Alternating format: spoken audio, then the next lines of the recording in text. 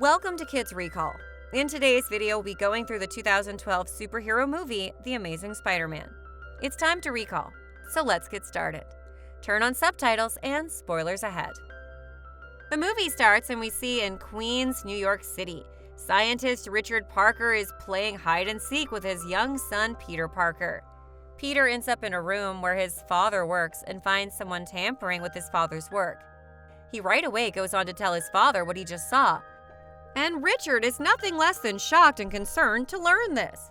He makes his way to his room, and after quickly gathering some top secret hidden documents, Richard and his wife Mary Parker, leave Peter with his auntie Maybelle or May Parker and Uncle Benjamin Ben Parker.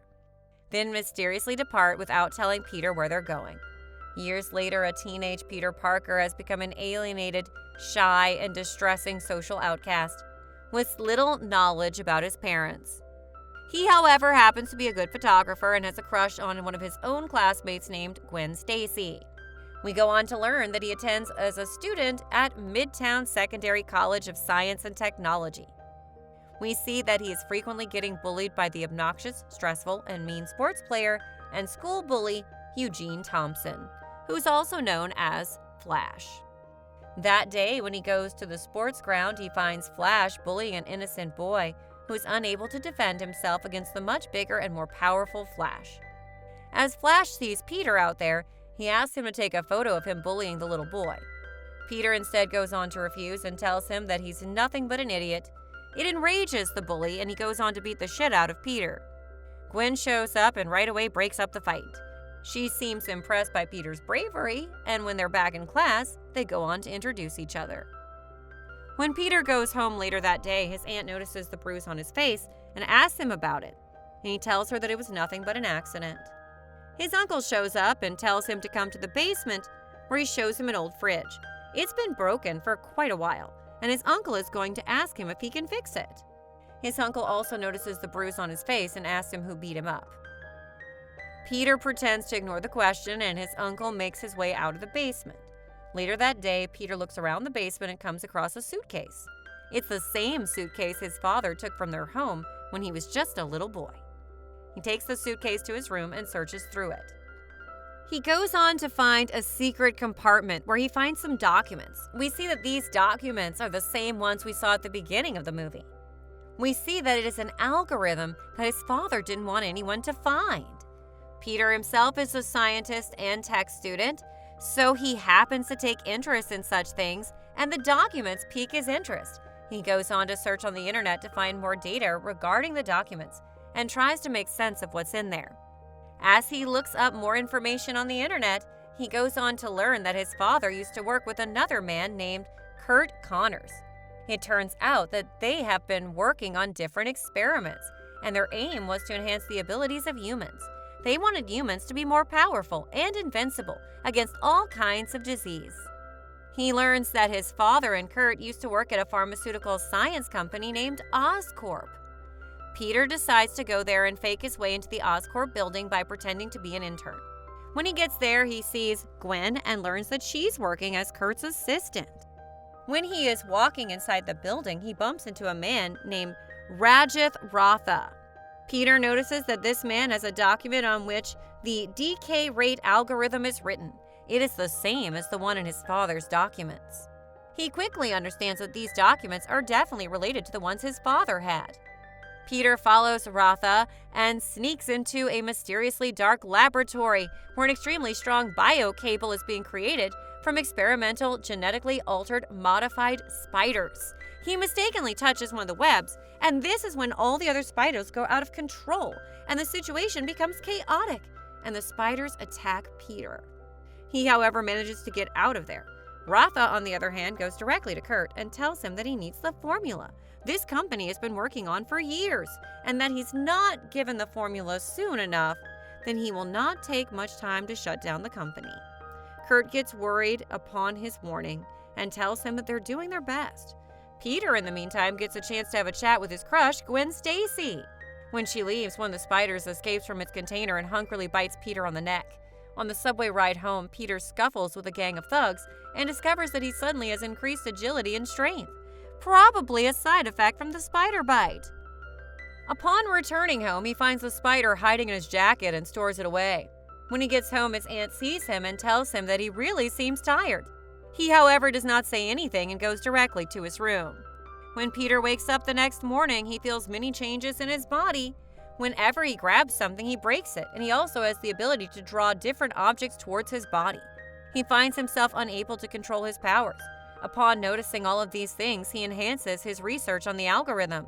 He goes on to learn that all of these things, a whole book has been written, and this book was written by none other than Curt Connor. He then makes his way to the man's house, but he isn't too thrilled about Peter showing up at his home. This is when Peter goes on to tell him that he's Richard Parker's son. Hearing this, he right away invites him in.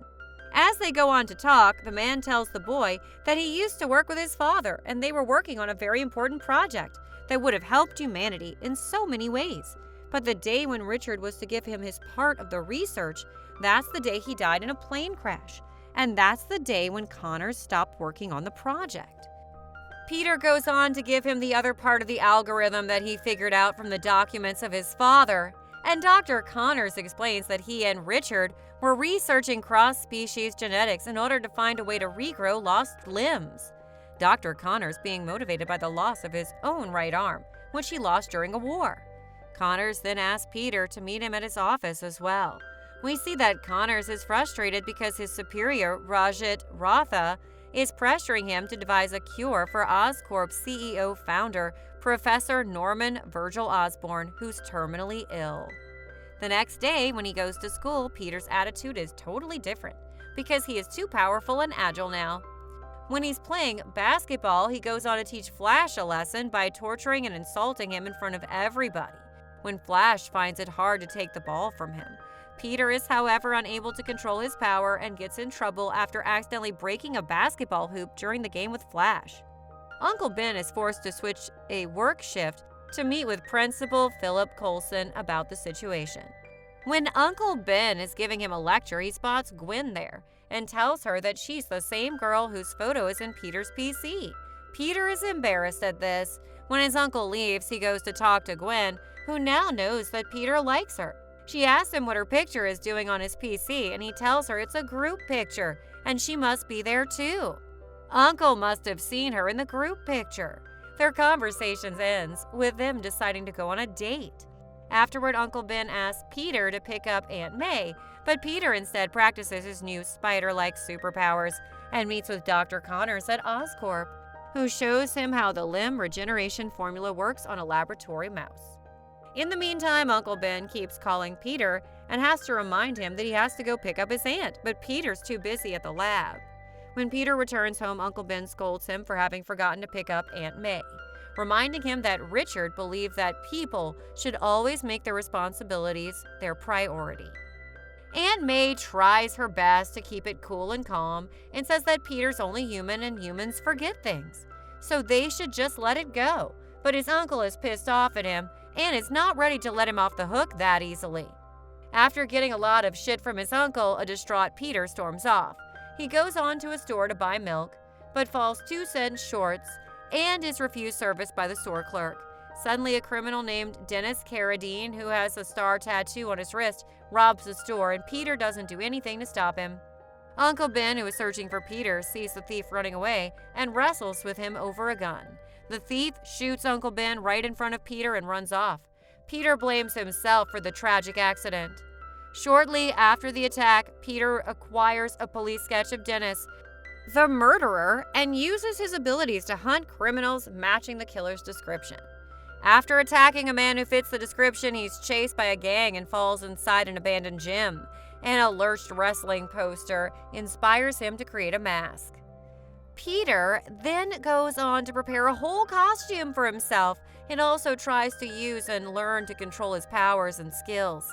One night when he's out, he sees a thug stealing a car and goes on to beat the shit out of him. He mistakes him for the man who killed his uncle, but soon notices that he doesn't have the star tattoo on his hand. And in the meantime, the police arrive there and the man gets out of there.